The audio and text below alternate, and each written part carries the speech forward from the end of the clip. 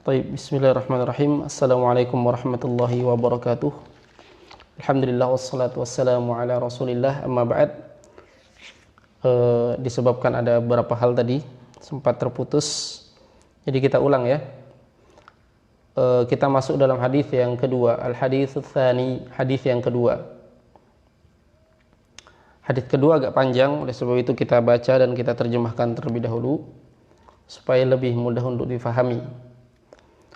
An Umar aidan radhiyallahu ta'ala anhu, dari Umar pula radhiyallahu ta'ala anhu, qala, beliau bercerita, bainama nahnu julusun inda Rasulillah sallallahu alaihi wasallam, ketika kami sedang duduk-duduk bersama Nabi sallallahu alaihi wasallam, yaitu ngobrol bareng, yaitu ngumpul-ngumpul bersama Nabi sallallahu alaihi wasallam, ittala alaina rajulun, tiba-tiba datang seorang laki-laki yang syadidu bayadhith thiyab, sangat putih sekali pakaiannya, hayahnya, bentuknya bagus, berpakaian rapi, putih, syadidu sawadi sya'r, dan sangat hitam sekali rambutnya, la yura alaihi atharus safar, enggak kelihatan darinya tanda-tanda orang yang sedang bersafar, wala ya'rifuhu minna ahadun, dan enggak ada seorang pun di antara kami yang mengenalinya. Biasanya kalau enggak kenal ya, itu kan biasanya orang luar, orang yang safar. Tapi di sisi lain orangnya bersih. Orang yang bersafar enggak seperti itu. Biasanya orang yang bersafar nampak keletihan, kelelahan, acak-acakan dan seterusnya. Nah, kemudian hatta jalasa ilan Nabi sallallahu alaihi wasallam, dia pun duduk di samping Nabi sallallahu alaihi wasallam atau di hadapan Nabi sallallahu alaihi wasallam, fa asnada rukbatayhi ila rukbatayhi, menyandarkan lututnya dengan lutut Nabi sallallahu alaihi wasallam, wa wada'a kaffaihi ala fakhidayhi, dan meletakkan dua telapak tangannya di atas dua paha Nabi sallallahu alaihi wasallam, wa qala ya Muhammad akhbirni 'anil Islam. Kemudian dia berkata, wahai Muhammad, kabarkan kepadaku tentang al-Islam. Kemudian Rasulullah sallallahu alaihi wasallam mengatakan, al-Islam, Islam itu adalah an tasyhadu an la ilaha illallah wa anna Muhammadar Rasulullah, engkau bersaksi bahwasanya tidak ada sembahan yang berhak disembah kecuali Allah dan Muhammad adalah Rasulullah, wa tuqimas shalah, engkau menegakkan salat, wa tu'tiyaz zakah, engkau mengeluarkan zakat, wa tasuma Ramadan, dan engkau berpuasa di bulan Ramadan, wa tahujjal bait, dan engkau berhaji ya, ke Baitullah in istata'ta ilaihi sabila, jika engkau mampu untuk melakukan perjalanan menuju Baitullah tersebut. Qala sadaqta, maka orang tersebut berkata, kamu benar. Fa'ajibna lahu, kami heran. Ya, kami, kata Umar bersama sahabat-sahabat lain, menjadi heran. Yas'aluhu wa yusaddiquh, dia yang bertanya kok dia yang membenarkan. Ya, biasanya kan kalau orang bertanya nggak tahu, dijawab bersyukur dengan jawaban. Dia bertanya, Nabi jawab, dia yang membenarkan, oh kamu betul. Nah, maka kami pun heran, orang tersebut tidak dikenal tapi dia bertanya, kemudian dia membenarkan. Tsumma qala, kemudian dia berkata, fa akhbirni 'anil iman, kabarkan kepadaku tentang apa itu keimanan. Qala, Nabi menjawab, an tu'mina billahi wa malaikatihi wa kutubihi wa rusulihi wal yaumil akhir wa tu'mina bil qadri khairihi wa syarrihi. Keimanan itu, iman itu adalah engkau beriman kepada Allah, kepada malaikatnya, kepada kitabnya, kepada rasulnya, kepada hari akhir, dan engkau beriman kepada takdir yang baik maupun yang buruk. Qala sadaqta, kamu benar, katanya. Qala fa akhbirni 'anil ihsan, sekarang kabarkan kepadaku, beritakan kepadaku tentang apa itu ihsan. Maka Nabi menjawab, qal, Nabi bersabda, an ta'budallah ka'annaka tarah. Ihsan itu engkau beribadah kepada Allah seakan-akan engkau melihatnya, melihat Allah Subhanahu wa taala. Fa in lam takun tarah, kalau kamu tidak melihatnya, fa innahu yarak, maka ketahuilah bahwasanya dia, Allah, melihat engkau. Maka setelah mendengar jawaban Nabi tersebut, dia bertanya lagi, akhbirni anis sa'ah, Sekarang kabarkan kepadaku tentang hari kiamat. Nabi menjawab, mal mas'ulu anha, tidaklah orang yang ditanya tentang hal tersebut, tentang hari kiamat tersebut, bi'a'lama minas sa'il, lebih mengetahui daripada orang yang bertanya. Nanti kita akan jelaskan makna kalimat ini. Qala fa akhbirni an amaratiha. Kalau begitu beritakan kepadaku tentang tanda-tandanya. Maka Nabi menjawab, antalidal amatu rabbataha, seorang budak akan melahirkan tuannya.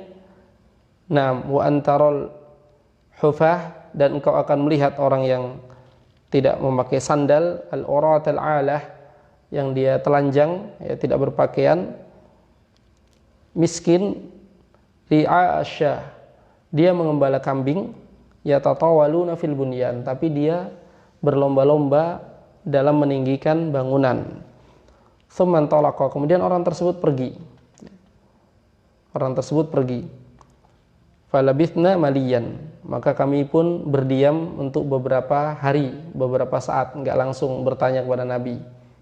Nanti kita akan jelaskan bahwasanya adalah bagian dari adab. 6.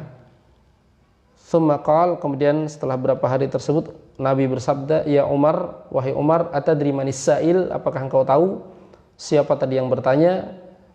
Qal Allahu wa rasuluhu alam, atau qultu Allahu wa rasuluhu alam, aku berkata, kata Umar, Allah dan Rasulnya lebih mengetahui. Qal, maka Nabi bersabda, fa innahu Jibril, dia adalah Jibril, atakum yu'allimukum dinakum, yang datang kepada kalian untuk mengajarkan kalian tentang agama kalian. Rawahu Muslim, hadis ini diriwayatkan oleh Imam Muslim rahimahullahu taala di dalam sahihnya tentunya. Taib, banyak pelajaran yang kita dapatkan di dalam hadis ini. Hadis ini adalah hadis yang sangat agung, luar biasa, bahkan sebagian ulama seperti disebutkan oleh Al-Hafidh Ibn Hajar, bahwasanya Imam Al-Qurtubi menyebutkan hadis ini pantas dijuluki dengan Ummus Sunnah. Ummus Sunnah, induknya sunnah. Kalau Al-Quran memiliki Ummul Quran. Ummul Quran yaitu Al-Fatihah. Al-Fatihah Ummul Quran, induknya Al-Quran. Karena seluruh isi Al-Quran itu kesimpulannya terlingkup, tercakup pada surah Al-Fatihah. Nah, hadis ini seluruh perkara agama terlingkup dalam hadis ini. Tentang syariah yaitu Islam, tentang akidah yaitu iman, berkaitan dengan keyakinan hati, ihsan, bagaimana tingkat pendekatan seorang kepada Allah Subhanahu wa taala, tentang tanda-tanda hari kiamat, lengkap dalam hadis ini. Maka beliau mengatakan hadis ini layak untuk disebut sebagai Ummus Sunnah, induknya sunnah, karena melingkup permasalahan agama secara umum. Nah, hadis ini datang dari sahabat yang sama dari sebagaimana hadis sebelumnya, yaitu dari sahabat Umar ibn Khattab radhiyallahu ta'ala anhu. Dari sahabat Umar ibn Khattab radhiyallahu ta'ala anhu. Beliau berkata, bainama nahnu julusun inda Rasulillah sallallahu alaihi wasallam. Ketika kami sedang duduk-duduk ngumpul-ngumpul bersama Nabi sallallahu alaihi wasallam. Jadi beliau enggak langsung sebutkan inti. Intinya adalah permasalahan Jibril mengajarkan tentang Islam, iman, ihsan, dan tentang tanda-tanda hari kiamat. Itu yang diajarkan. Namun Umar menyebutkan kisahnya terlebih dahulu, bagaimana sih kejadiannya.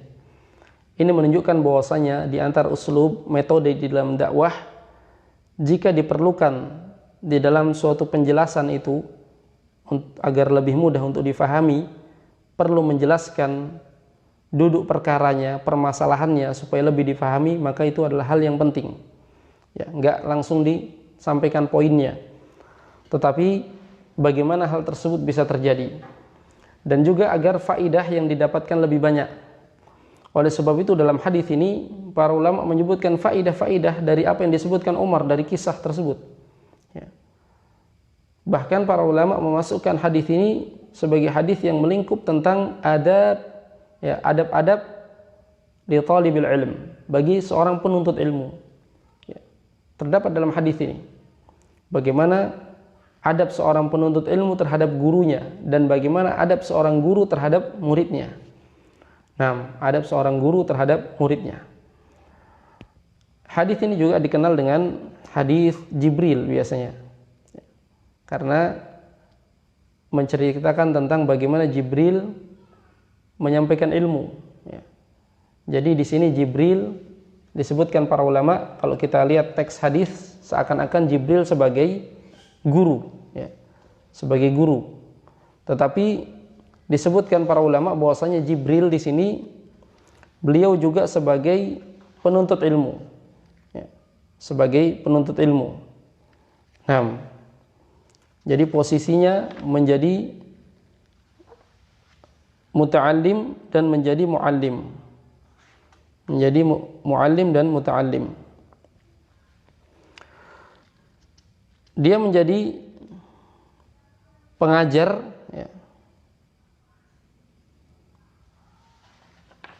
atau menjadi penuntut ilmu dari sisi hay'ah, bertanya, dari sisi bertanyanya dia. Seorang penuntut ilmu itu bertanya, dan dari sisi sikap, sikapnya dia datang. Penuntut ilmu itu datang, duduk yang baik, mendengarkan, tidak membantah. Itu diantara adab. Jadi dari sisi hay'ah, soal wal adab, dia sebagai penuntut ilmu. Namun dia sebagai pengajar dari sisi sesuatu yang bisa diambil dari yang beliau inginkan. Apa pertanyaan yang beliau inginkan? Jawaban. Dari jawaban itu, maka secara tidak langsung beliau mengajarkan kepada para sahabat lainnya. Ini artinya Jibril juga sebagai pengajar, karena dengan sebab dia ilmu itu tersampaikan. Dengan sebab dia ilmu itu tersampaikan. Jadi seorang jika ingin menjadi pengajar, misalnya dia nggak bisa menyampaikan kepada kawan. Gimana ya cara menyampaikan kepada kawan ini, nggak terima kalau saya sampaikan. Akhirnya dia sampaikan kepada ustadz dalam bentuk pertanyaan, dalam bentuk pertanyaan tertulis. Maka tujuan dia bukan untuk dia mengetahui, tetapi untuk agar orang lain tahu. Artinya dia ingin mengajar kepada orang. Dari sisi hasil yang didapatkan, maka dia sebagai mu'allim, dia sebagai pengajar. Dia sodorkan pertanyaan kepada ustadz, dia sudah tahu hukumnya, misalnya tentang masalah-masalah yang sekarang terjadi, apa hukumnya sholat di masjid misalnya dalam kondisi seperti ini, wabah yang menimpa, dia sudah tahu, dari penjelasan-penjelasan yang banyak dia tahu. Tapi kalau dia menyampaikan ke kawannya, nggak diterima oleh kawannya, maka dia sodorkan pertanyaan ke ustadz supaya ustadz ini menyampaikan. Maka di sini dia sebagai orang yang menyampaikan kebenaran kepada orang lain. Nah, dia mau ngajari kawan-kawannya melalui seorang ustadz. Tayyib. Maka disebut dalam hadis kumpul-kumpul di sisi Nabi SAW. Ittala alaina rajulun, tiba-tiba datang kepada kami seorang laki-laki. Dan jika kita sebutkan tadi dalam hadis yang kita baca tadi, laki-laki tersebut siapa? Jibril. Laki-laki tersebut adalah Jibril. Dan Jibril datang beberapa kali, bukan dalam kesempatan ini saja. Datangnya Jibril kadang di hadapan para sahabat, kadang datang Jibril langsung bersama Nabi SAW saja. Dan datangnya Jibril kadang dalam bentuk asli kalau kepada Nabi, dan kadang berbentuk wujud manusia. Dan jika dia berbentuk wujud manusia, maka pasti dia menampakkan diri sebagai rajulun, seorang laki-laki. Nah, tidak pernah Jibril menampakkan menjadi seorang wanita, nggak pernah. Menunjukkan bahwasanya demikian pula malaikat-malaikat sebelumnya yang diutus kepada nabi-nabi terdahulu, yang ditampakkan di hadapan kaumnya, selalu mereka dalam bentuk laki-laki, karena laki-laki itu lebih utama dibandingkan wanita. Dan Rasul itu diutus selalu dalam bentuk laki-laki. Nah, selalu dalam bentuk laki-laki. Rajulun syadidu bayadhi thiyab, menunjukkan bahwasanya pakaian yang terbaik itu pakaian putih. Di sini menunjukkan hay'ah terbaik, bentuk yang terbaik di dalam menuntut ilmu, yaitu berpakaian dengan pakaian putih, ya. Berpakaian dengan pakaian putih. Dan ini selaras dengan apa yang disebutkan oleh Nabi sallallahu alaihi wasallam, ilbasu min thiyabikumul bayad wa kaffinu mautakum. Pakailah oleh kalian pakaian-pakaian yang putih, ya. Disuruh memakai pakaian yang putih, walaupun boleh ya. Nabi pernah memakai rida, ya. Imamah Nabi pernah berwarna hitam, ada warna hitam, ya. Ya. Dan juga berpakaian dengan warna yang lainnya, warna merah, ya. Ridanya Nabi. Nah, kemudian benderanya Nabi juga berwarna hitam, kadang juga ada yang berwarna hijau atau afwan berwarna putih, ya. Dan disebut dengan warna-warna yang lainnya. Namun yang disebutkan yang paling afdol, yang paling bagusnya pakaian itu adalah warna putih. Makanya Nabi mengatakan pakailah pakaian yang warna putih. Kenapa tidak dikatakan wajib padahal perintah? Ya, ada hal yang memalingkan dari wajibnya, karena Nabi juga memakai pakaian selain putih, menunjukkan bahwasanya memakai pakaian yang putih itu afdal, bukan berarti yang warna lainnya itu dilarang. Nah, wa kaffinu mautakum, dan kafanilah orang meninggal kalian dengan pakaian putih juga, ya. Dengan pakaian yang putih juga. Taib. Ini hay'ah yang bagus. Seorang penuntut ilmu, dia memiliki pakaian putih dan memakainya di dalam menuntut ilmu, di dalam mengajarkan ilmu, dan seterusnya dan seterusnya. Taib. Sangat putih sekali. Syadidu sawadis sya'r, sangat hitam sekali rambutnya, menunjukkan hay'ah yang bagus, ya. Karena seorang itu kalau rambutnya masih hitam, itu penampilan masih bagus, ya. Masih muda, ya, masih tampan gitu. Setampan-tampannya orang kalau rambutnya sudah putih, ya, sudah berbeda penilaiannya. Nah, sangat putih sekali. La yura alaihi atharus safar, tidak kelihatan darinya tanda-tanda orang bersafar. Ini menunjukkan bahwasanya di antara adab dalam menuntut ilmu adalah memiliki hay'ah yang bagus, ya, serapi mungkin. Datang menuntut ilmu itu dengan pakaian yang rapi, dengan badan yang bersih, dan seterusnya. Tidak kelihatan athar safar. Safar kalau orang habis safar berdebu, ya, nampak kelelahan, kecapean pada tubuhnya, dan seterusnya dan seterusnya. Wala ya'rifuhu minna ahadun, dan di antara kami enggak ada yang mengenalnya. Hatta jalasa ila Nabi sallallahu alaihi wasallam, hingga orang tersebut duduk di hadapan Nabi sallallahu alaihi wasallam.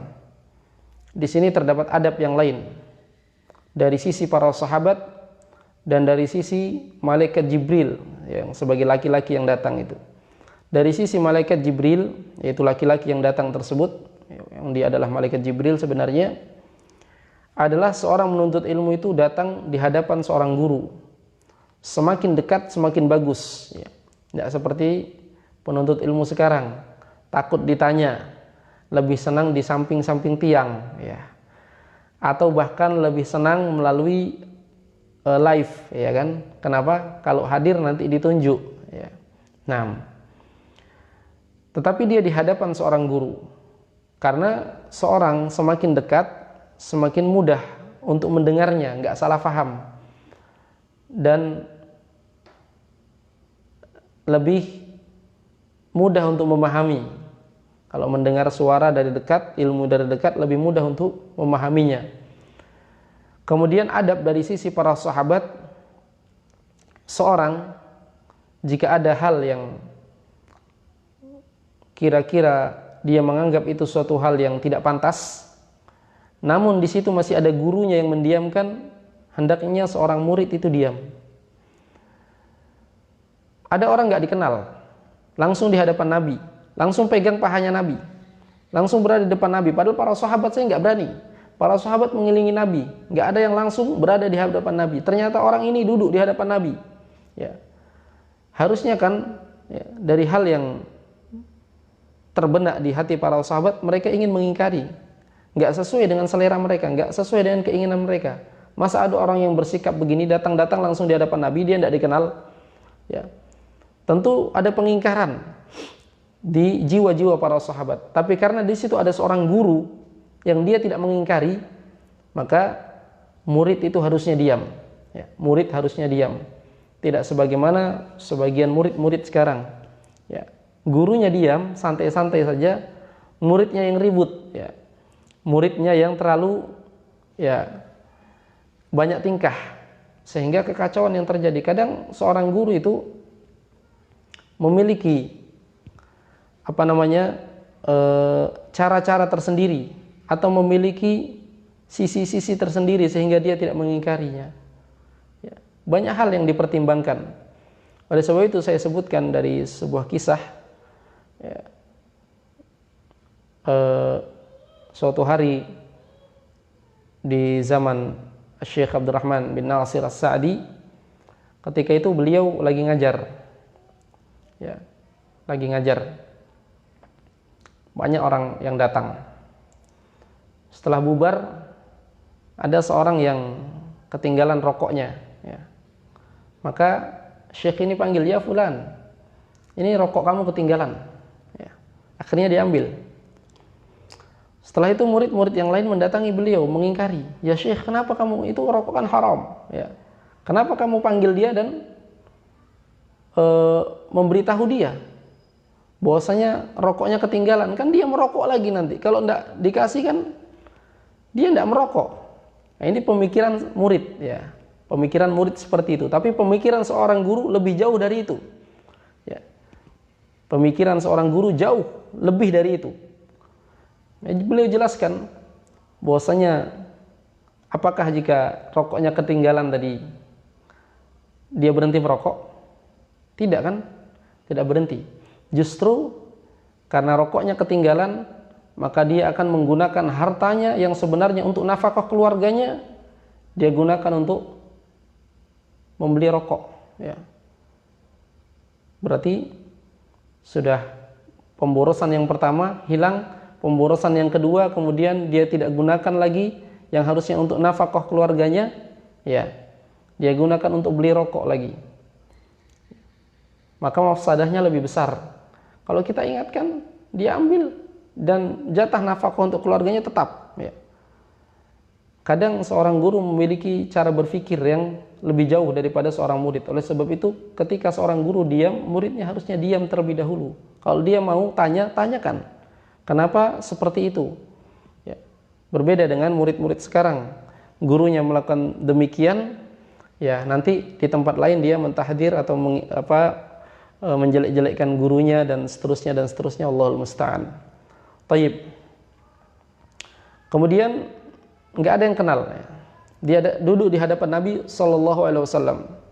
Asnada rukbatayhi ila rukbatayhi. Lihat, dia menyandarkan lututnya di hadapan atau bersama lutut Nabi sallallahu alaihi wasallam. Dan dia wa wada'a kaffaihi ala fakhidaihi. Dia meletakkan kedua telapak tangannya di atas paha Nabi sallallahu alaihi wasallam. Walaupun para ulama ada dua pendapat di sini. Pendapat yang pertama yang sebagaimana kita sebutkan, orang tersebut meletakkan kedua telapak tangannya di atas paha Nabi sallallahu alaihi wasallam. Pendapat yang kedua, dan ini pendapat yang lemah, yaitu Jibril atau Nabi yang meletakkan tangannya di atas paha Jibril. Namun pendapat yang pertama lebih kuat karena asalnya dhamir itu kembali kepada yang lebih dekat. Dhamir itu kembali kepada yang lebih dekat. Orang tersebut meletakkan tangannya di atas paha Nabi sallallahu alaihi wasallam. Wa qala ya Muhammad. Dia berkata, wahai Muhammad. Ini kan harusnya diingkari oleh para sahabat, ya. Sebagaimana kita jelaskan tadi. Karena memanggil Nabi itu nggak boleh langsung dengan sebutan wahai Muhammad. Di Al-Quran disebutkan, jangan kalian panggil Nabi kadu'ai ba'dikum ba'dha, seperti panggilan sebagian kalian dengan sebagian yang lain. Hei Ahmad, hei Hasan, ya. Nggak boleh. Harus panggil dengan panggilan kehormatan, ya Rasulullah, ya Nabi Allah, ya Habiballah, ya Khalilullah, ya. Dengan sebutan seperti itu. Tidak boleh dengan sebutan ya Muhammad. Ini orang ini langsung mengatakan wahai Muhammad. Ya. Tapi para sahabat nggak ada yang mengingkari. Kenapa? Di situ ada Nabi yang juga diam. Ya. Nabi juga diam. Bahkan disebut dalam sejarah bahwasanya orang yang suka ya, mengingkari sesuatu yang di situ padahal ada Nabi itu orang-orang Khawarij. Ya. Bahkan Nabi sendiri tegur, ya Muhammad, ya, wahai Muhammad, ittaqillah wa'dil. Bertakwa kepada Allah, berbuat adil kamu, ya. Itu sifat orang-orang Khawarij. Nah, tidak melihat kondisi dan keadaan, langsung ya, dengan alasan amar ma'ruf nahi munkar. Taib, wahai Muhammad, akhbirni 'anil Islam. Kabarkan kepadaku tentang al-Islam. Di sini para ulama membagi keislaman itu secara umum terbagi menjadi al-Islam, al-iman, wal-ihsan. Ini pokok-pokok agama. Al-Islam, wal-iman, wal-ihsan. Sebagaimana rinciannya akan kita jelaskan. Ya. Al-Islam itu berkaitan dengan amalan-amalan zahir. Jika dibedakan, al-iman berkaitan dengan amalan-amalan batin. Walaupun kita akan jelaskan nanti pada hadis berikutnya tentang bagaimana kaitan al-iman dengan al-ihsan. Qala fa akhbirni 'anil Islam, kabarkan kepadaku tentang al-Islam. Orang tersebut bertanya kepada Nabi sallallahu alaihi wasallam, menunjukkan bahwasanya di antara uslub metode di dalam menyampaikan ilmu dengan bertanya. Ingat ya, dalam menyampaikan ilmu. Ya. Kita pembahasannya dalam menyampaikan ilmu. Walaupun di antara metode untuk mendapatkan ilmu juga bertanya. Fas'alu ahla dzikri in kuntum la ta'lamun. Metode untuk mendapatkan ilmu bertanya. Tanyakan kepada yang ahli jika kalian tidak tahu. Misalnya kondisi kita sekarang lagi ribut nih, ya. Salat jamaah di masjid atau tidak. Ada ahli-ahlinya. Ahli dalam bidang fatwa para ulama, ya. Ahli di dalam mengetahui maslahat dan mafsadah dari sisi kemanusiaan para umara, pemerintah. Ahli ya, di dalam bidangnya kesehatan para dokter. Kalau sudah sepakat tiga-tiganya, nggak ada yang perlu ditanyakan lagi. Nah, ini metode menuntut ilmu, bertanya kepada ahlinya, bertanya. Dan ternyata di sana ada metode dalam menyampaikan ilmu dengan cara bertanya juga. Ya. Sebagaimana Jibril bertanya, Jibril tahu tidak jawabannya? Jibril tahu jawabannya, tapi Allah memerintahkan Jibril untuk menyampaikan agama ini, ya, menyampaikan agama ini dalam bentuk soal wal jawab, pertanyaan dan jawaban. Beliau yang bertanya, Nabi yang menjawab. Dari sisi mana kita menetapkan Jibril tahu jawabannya? Karena Jibril berkata, "Shadaqta, kamu benar." Nggak mungkin orang membenarkan kalau dia tidak tahu jawabannya. Ya. Menunjukkan Jibril juga tahu jawabannya, tapi Jibril bertanya agar orang lain di sekelilingnya mengetahui inilah makna al-Islam. Ya, inilah makna al-Islam. Nah, qala fa akhbirni al-Islam, ya, kabarkan kepadaku tentang Islam. Lalu Rasulullah SAW menjelaskan tentang Islam. Nah, saya kira ini yang bisa kita sampaikan dalam pertemuan kali ini. Insyaallah pada pertemuan berikutnya kita akan menjelaskan rincian dari Nabi SAW tentang al-Islam, al-iman, wal-ihsan. Wallahu ta'ala alam. Subhanakallah bihamdik. Ashhadu an la ilaha illa anta astaghfiruka wa atubu ilaik. Walhamdulillahi rabbil alamin. Assalamualaikum warahmatullahi wabarakatuh.